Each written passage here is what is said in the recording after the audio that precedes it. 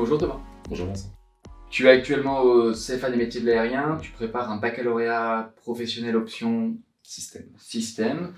Est-ce que tu peux te présenter ton parcours? Je m'appelle Thomas, j'ai 21 ans. Du coup, je suis en bac pro aéro option système, en terminale du coup.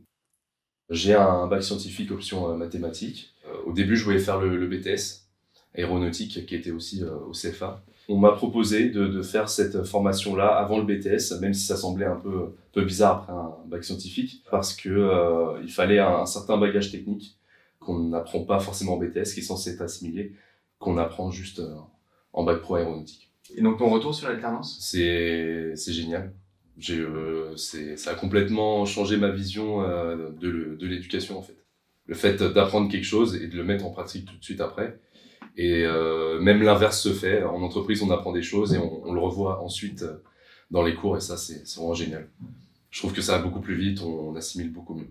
L'alternance fait appel à une entreprise. Tu es chez qui? Chez Air France Industrie, à Roissy. Moi, je travaille sur avion. Voilà, par rapport aux gens qui travaillent sur moteur, qui travaillent sur des équipements, je travaille moi sur avion dans un hangar. D'accord. Si on doit essayer de présenter un petit peu une journée en entreprise, une journée type. Moi, c'est un peu particulier. On va pas dire que je me lève le matin et je reviens le soir directement chez moi. J'ai des périodes assez particulières. Je suis en 3-8 du coup, 3-8-7-7. Ça, c'est juste par rapport aux horaires et par rapport au travail. On va dire que j'arrive le matin. Ou le soir. Ou le soir, du coup, c'est vrai. Mon chef me donne la tâche à effectuer. Donc, je suis accompagné du coup par mon maître d'apprentissage. Il y a tout un travail qui est fait sur la documentation technique et sur les exigences de la compagnie.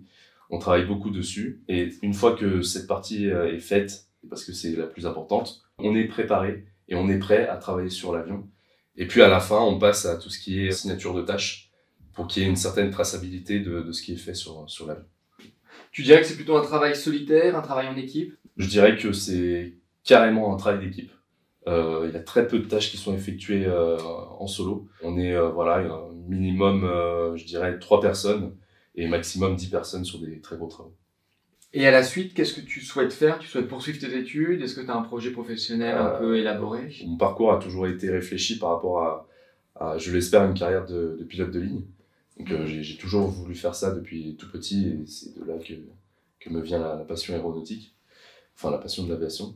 Et donc voilà, j'aimerais normalement accepter l'embauche chez Air France Industrie, puis préparer mon projet à côté.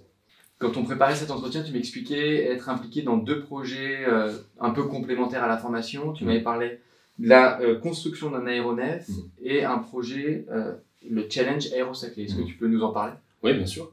Pour l'ULM, qui est du coup un avion ultra léger, on est venu vers les élèves du coup, et on nous a demandé de réfléchir à un projet qui était possible et qui pourrait accompagner notre formation. Et donc, on s'est lancé dans une construction d'un petit avion, on va dire, un avion léger, en kit.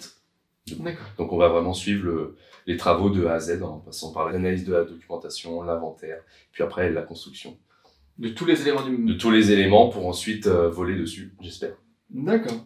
Et le Challenge Aérosaclé? Et le Challenge Aérosaclé, alors c'est plus particulier, c'est un concours qui mène à une réflexion sur comment pourrait être l'aéroport de demain, comment pourrait être l'aviation légère et commerciale de demain. Et donc c'est une question qui a été posée à des jeunes comme moi. On est en train de recruter les prochaines promotions. Est-ce que tu aurais 1 ou 2 conseils à donner? Ouais, bien sûr, bien sûr. Le premier qui me vient en tête, c'est vraiment le besoin de parler en anglais. Justement, je parlais d'analyse de documentation technique qui est totalement en anglais. Voilà, c'est vraiment primordial d'avoir au moins des bases. Après, plus personnellement, je partirais aussi sur le fait de ne pas hésiter justement à venir vers ces formations-là. Même si on vient par exemple d'un bac général comme moi je viens. De pas, on va dire, se brider, parce qu'on peut vraiment découvrir un domaine qui est passionnant et faire carrière dans ce monde-là. Donc c'est vraiment bien. D'accord. Et ben on va leur transmettre tes conseils. Ouais, j'espère. Et ben Thomas, on te remercie. Merci à vous.